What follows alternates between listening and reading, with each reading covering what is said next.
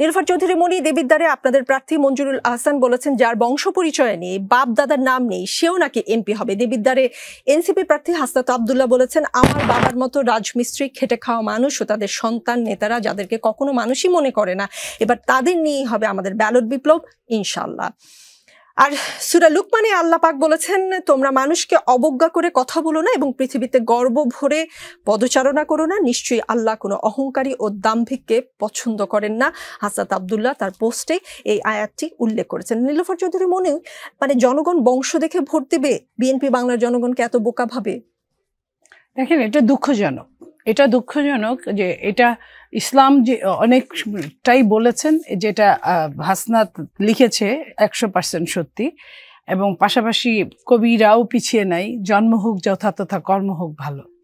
তো তার বাবা কি করে এটা কিন্তু তার ওই বেজ না, বরং আমি ওই যে রিক্সাওয়ালাটা যে দাঁড়িয়েছে সেখানে আমি একজন রিক্সাওয়ালাকে সাপোর্ট দিতাম যদি তার শিক্ষা, তার অন্য মানে জাতিকে দেওয়ার মতো সব কিছু মিলে যদি ঠিক থাকতো, অনেকদিন আগে থেকে এটা নিয়ে কাজ করতে আমি এটা করতাম, এটা হুমজিক্যালি ওটা হয়েছে।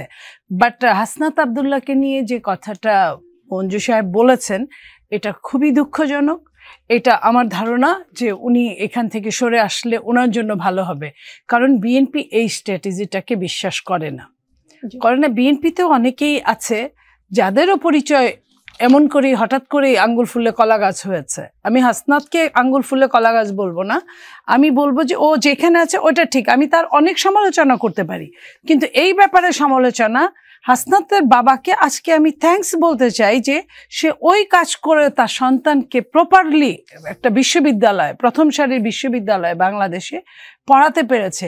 এটা তার জন্য অনেকটাই আমি মানে ধন্যবাদের একদম ওই যে জায়গায় যেটা মঞ্জু সাহেব এটা পেতে পারে না, বরং এটা মঞ্জু সাহেবের ভোট নষ্ট হওয়া ছাড়া আমি ভালো কিছু বলতে পারি না এই জায়গায়।